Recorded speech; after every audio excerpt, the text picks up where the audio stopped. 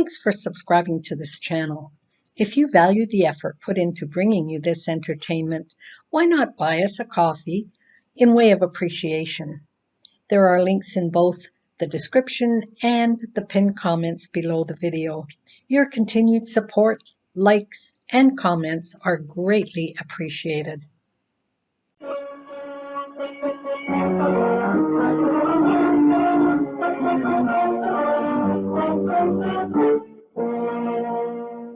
Lever Brothers Company presents the Pepsodent program, The Adventures of Philip Marlowe, starring Van Heflin.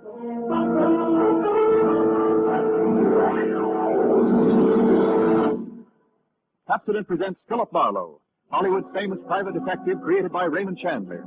Philip Marlowe, tough, cynical private eye of Murder My Sweet, the sardonic, case-hardened detective of The Brasher Doubloon, The Lady in the Lake, and The Big Sleep. You've seen him in action in all of those top-flight mystery pictures.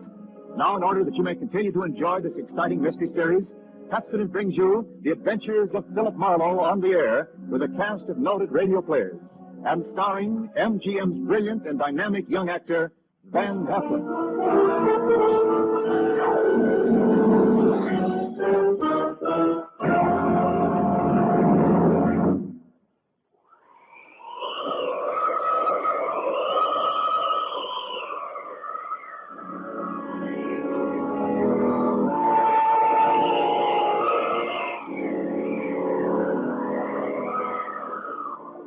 There was a rough desert wind blowing into Los Angeles that evening. It was one of those hot, dry Santa Anas that come down through the mountain passes and curl your hair, make your nerves jump and your skin itch.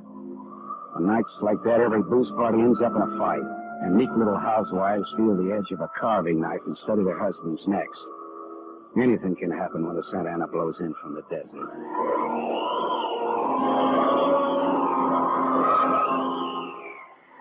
I closed up my office early. I got tired of reading Philip Marlowe, private investigator, backwards in the ground glass of my office door. So I opened the door and closed it from the outside and locked it and went out to get a beer before I went up to my apartment.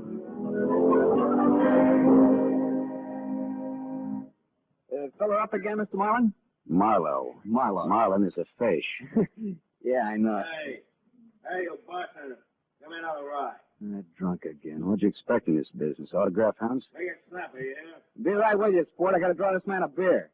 God, allow these stumblebums that come in here. You got another customer, Backus? Hey, Bud. You seen a lady in here lately? A lady?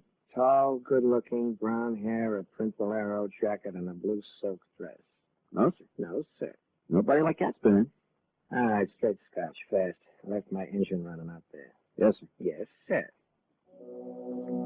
This slick-looking, sarcastic guy stepped up to the bar and drank his scotch whole. Then he turned to go out, and he stopped. The drunk was grinning at him. And then, without changing his grin, the drunk swept a gun from somewhere so fast it was just a blur coming out. Made a couple of hard snaps, and a little smoke curled. Very little. All right, show other guys. Don't move. So long, Waldo. All right, don't move, you two. Oh, Waldo. But I made his nose bleed. So long, boys. Drink up. All right, get on that phone, kid. I'll get his license number. Holy smoke. Holy smoke. Not too late. Drove away with this dead guy's car. Maybe he ain't dead. He's dead, all right. Where's your phone? This is for the police.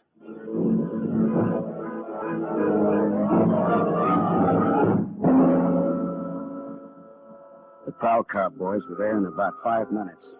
Waldo was out of business, all right. And nothing in his pockets told who he was, but he had about $700 on him. I told the cops what I knew, including about Waldo's tall, brown-haired pretty girl in the bolero jacket. It was about 9 o'clock when I stepped out of the elevator in my apartment house and almost walked right into a tall, brown-haired pretty girl in a bolero jacket, waiting for the elevator on my floor. Oh, excuse me. Just a minute, lady. I said, excuse me, I'm in a hurry. I'll be good enough Look, to you step better out. not go outside in those clothes. What do you mean by telling me This what? isn't a make. You're in trouble. Trouble? Yeah, the cops are looking for you in those clothes. But I haven't done anything that's... I'm in room 41 across the hall now. I never collected an etching in my life. All right, I'll go with you. I'll go. I got to my room and rustled up some scotch and soda and brought the girl her glass. She had a small automatic in her hand and jumped up at me, and her eyes were full of panic. I put down both glasses on the table slowly so that I wouldn't be misunderstood. Look, sister, maybe this wind has got you crazy, too. Don't move. Careful, don't move. A man just got shot in a bar down the street. Before he got it, he'd been asking about a tall, pretty girl with a bolero jacket, like yours.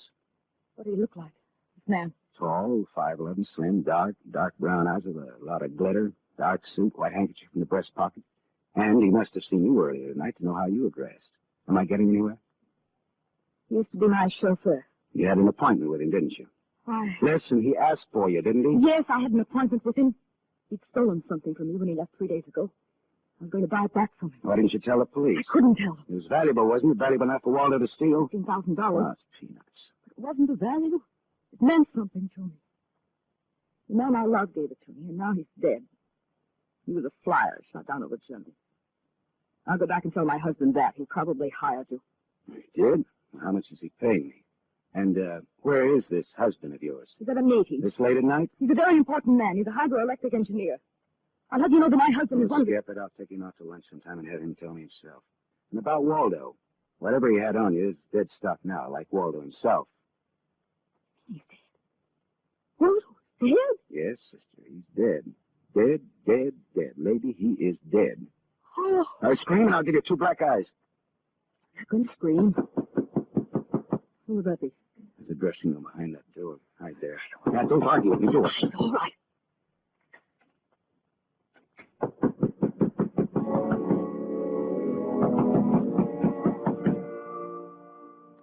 And I went to the door making a loud yawning sound. The backs of my hands were wet. I opened the door. Without a gun. That was a mistake. I certainly knew the gun I was looking into. A .22 target automatic that had already killed one man that night. And I knew the bald head and the flat, shiny eyes and the face like a poisonous lizard. Baldy put the muzzle of his gun lightly against my throat. I backed into the room, and Baldy kicked the door shut. You alone? Look for yourself. I'm asking, not looking. I'm alone. You and that dumb bartender saw me dust off Waldo. What did Waldo do to you? Who's asking? Just making conversation.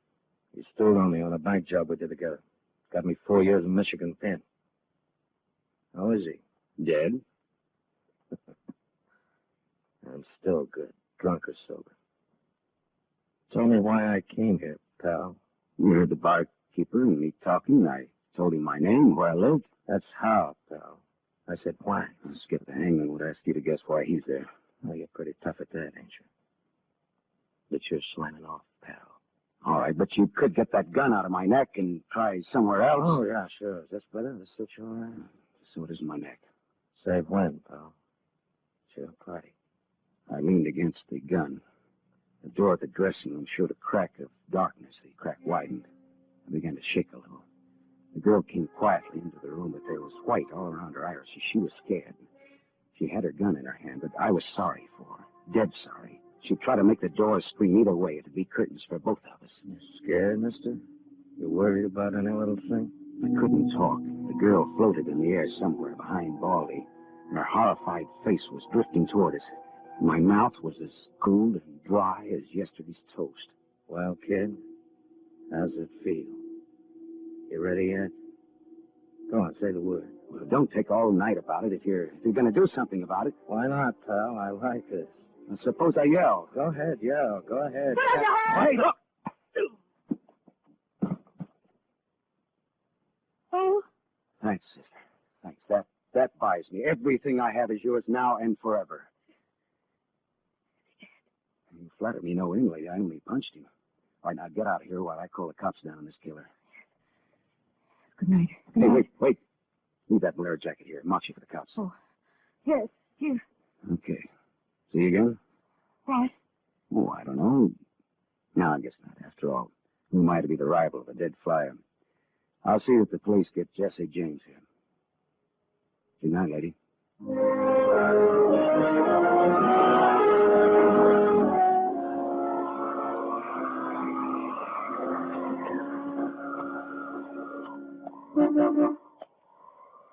Yeah? You mean me? Yes, please.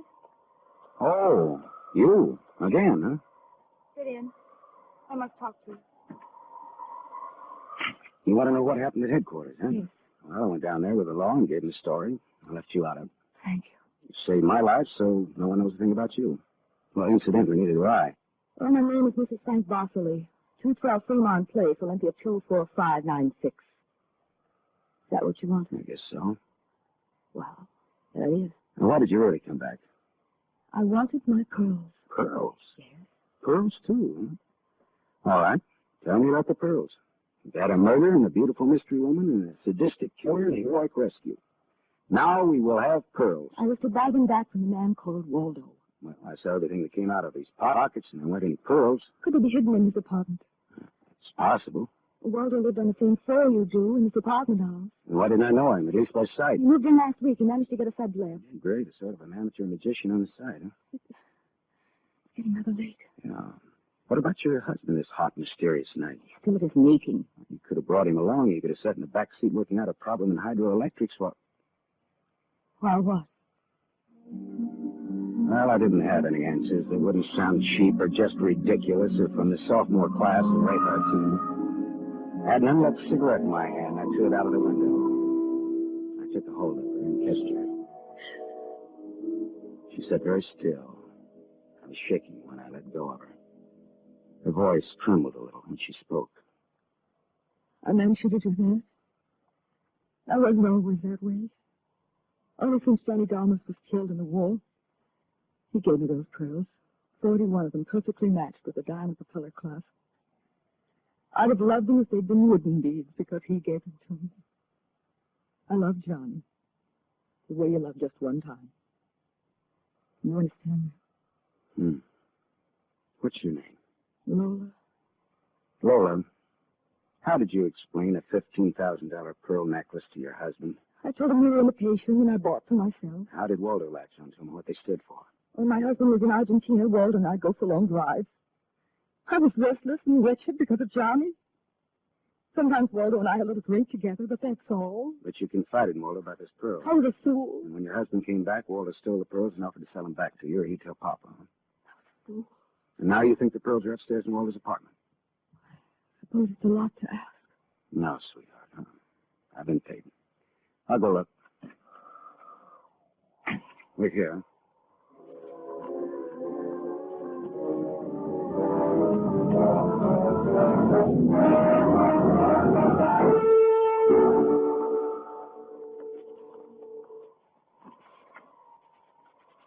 Has it gone long, Lola?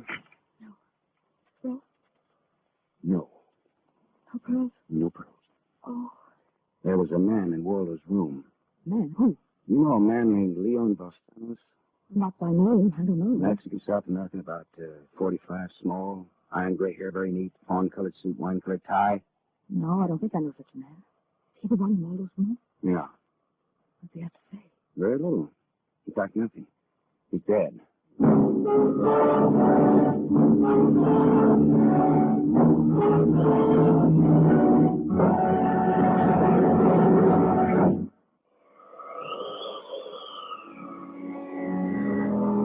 I sat with Lola Bosley in a car listening to that jittery, infuriating desert wind gallop around in the midnight streets.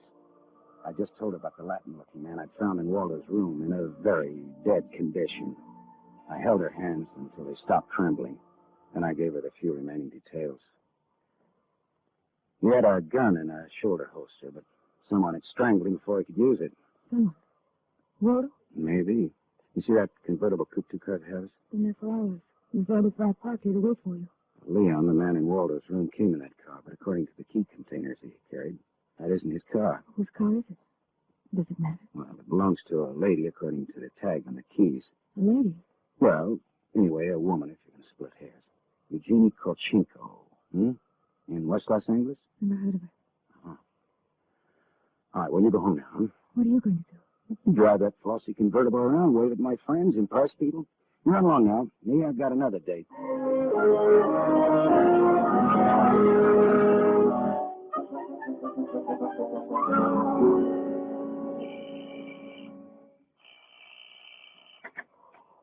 Yes?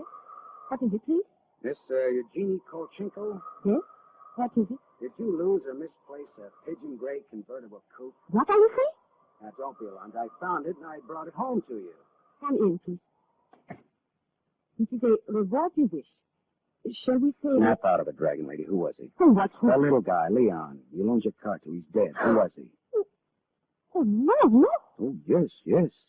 Eugenie, Darling, come here, please. what's the matter, honey? Who is this man? I came about Miss Kolchenko's car. What about her car? The gentleman who borrowed it couldn't return it on account of he isn't alive. She's dead. Darling, she's dead. Well, that's putting it more bluntly, of course. Dead, eh? Completely. Who are you? Philip Marlowe, private investigator. My card. Mm-hmm. You told the police yet? Never do at once what can be deferred pending negotiations. He's something. I'm not negotiating. Oh, peachy. What do you know, Marlowe? A man named Waldo was shot in a bar tonight. I happened to have the inside as to who he was, and when I visited his apartment tonight, I found this Leo Balsanos dead. He wouldn't have had $500 in 20s on him, would he? No, but this Waldo had over $700 on him when he was killed at that cocktail bar, mostly in 20s. Hmm. Is there a basis there for negotiations yet? Very well, Marlowe. I'm a married man. There were certain unpaid bills for some stuff Miss Kolchenko here had charged to my account. But you told me I might charge to your account. All right, so I wasn't very bright. That might be the understatement of the decade, but go on. I had the unpaid bills safely in my briefcase. Somehow this Waldo had a chance to steal the briefcase. I hired Leon and gave him $500 to buy back those bills from Waldo. Instead, Waldo took Leon's dough and was supposed to kill Leon in the process. Then he went out to keep another date and accidentally walked into an old pal hostile enough to blow him down. And someone still has those bills. And I've incurred the most. The man who shot Waldo got away in Waldo's car with your briefcase in it. Yeah, that could be. The cops caught him. Oh. And the police have the briefcase. Maybe. But the police are interested in solving crime, not in tossing mud for the benefit of sensation eaters. Look, I've got a friend or two at headquarters. Let me see what I can do. It's worth $500 to me. Well, then that's what it'll cost you. Well, good luck. And, thank you, Mr. Marlowe. Philip Marlowe, remember? My name is Frank Barcelay. Barcelay. Oh? What does that mean? The big hydroelectric engineer? Yeah. How did you know? My voices tell me. Who? Darling, this man is manifestly insane. It's the heat, Miss Kolchenko. It's the Santa and it's the desert wind. May I use your telephone?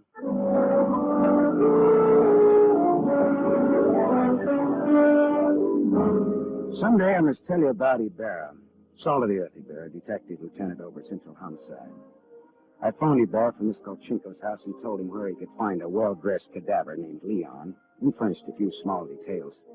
I gave Ibarra time to check my tip, and then I went down to see the good lieutenant and told him why I'd been up in Waldo's room, only to find Leon instead of a certain lady's string of pearls. Pearls, eh? Well, I thought Waldo might have them up there. Whose pearls were they? A lady's. Go on. Or they might have been in Waldo's car that Waldo's killer drove away in. Yeah. Well, what, yeah? They might have. Also a batch of unpaid bills charged to the account of a certain Frank Barcelay? Yeah. Uh-huh. Well, now, the police aren't interested in domestic scandal. They want to prevent or to solve crime, right? So? So I've got $500 for the police fund if those pearls and those bills are returned to their rightful owners. Quit your kidding. No, it's a valuable necklace. Yeah? There's your necklace. That's it. 41 pearls, perfectly matched diamond propeller clasp. That's it. That's the one. Take it away, Morrow. On the level? Just tell me straight what it's all about, all that. Sure. Well, this Waldo was blackmailing a wife with the pearls, and her husband with the bills, by the name of Barcelay. Well, Barcelay sent Leon to get the bills from Waldo. Instead, Waldo killed Leon, then stepped out and happened to get shot by that guy at the bar. Now, if Barcelay's name stays out of the paper, I get $500, and that goes to the police fund. We'll keep him out. Well, now, I'm not in this case for money. I just want to get back the bills and the pearls. Like you say, Morrow, the police aren't in business to sling mud. Well, you can deliver the pearls to the lady herself if you like. No, She lives at... No, Morrow. You better take them to her. You see, except for the diamond propeller clasp on them, they're phony. Phony? But... All but the clasp, Morrow. All but the clasp.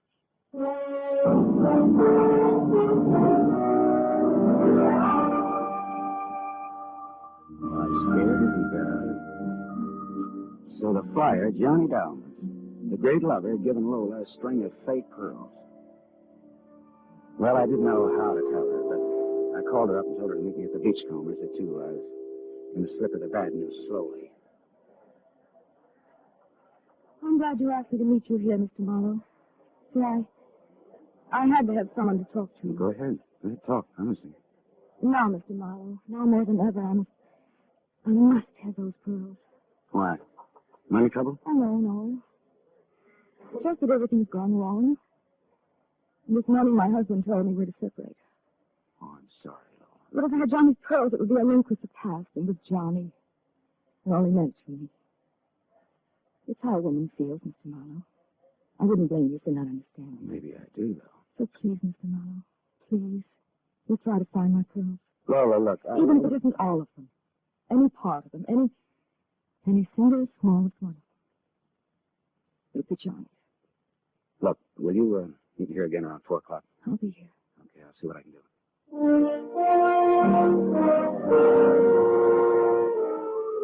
There was only one earthly decent thing I could do. I took Lola's glass pearls to a jeweler and I had him take off the diamond clasp, put her on one of those strings of so-called simulated pearls that they sell you for $3, tax included. Then I went back to keep my 4 o'clock date with Lola at the Beachcombers. Well, Mr. Marlowe, anything new? Yes, the police found some pearls in Waldo's car. They found my pearls? No, not exactly. Not exactly. Well, Waldo was getting set to jip you, Lola. He had the diamond clasp of your necklace attached to a string of cheap imitations, and then he sold the real pearls. Oh, how... Oh. These are the imitations, yeah. Yes. But it is my clasp. The clasp is real. Is that all right? Yes, it's the clasp that Johnny Dalmas gave me. Of course it's all right. Oh, that's swell. Thank you so much, Mr. Marlowe. Forget it. I won't. Not ever. But just goodbye. Yeah, I think so. You'll never get over Johnny Dalmas, Lola. If anybody ever bothers you again, though, well, let me know. Name's Philip Marlowe.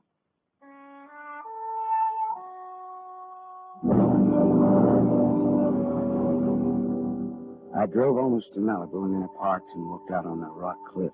Then I reached in my pocket and dug out the string of bohemian glass pearls that Lieutenant Ibarra found in Waldo's car. I cut the knot at one end and slipped the pearls off one by one. One by one, I flipped them into the water. Bell swooped down on them and flapped up again, screaming indignantly. The phony pearls had fooled Waldo and Lola Barsley, but they couldn't fool a seagull. I said to myself, to the memory of Johnny Dalmas, just another four-flusher. I listened a while to the wheeling seagulls. All at once I realized that the wind had died. The Santa Ana had blown itself out. The red wind was done. It was over.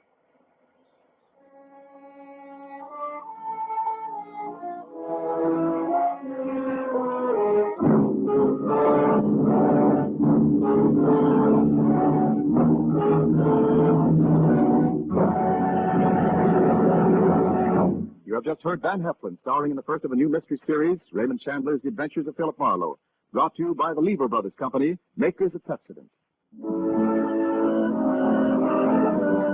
Tonight's story on The Adventure of Philip Marlowe is based on Red Wind, written by Raymond Chandler, creator of Philip Marlowe, the screen's most famous private detective. It was adapted for radio by Milton Geiger. Third with Van Heflin was Lorene Tuttle as Lola Barsley.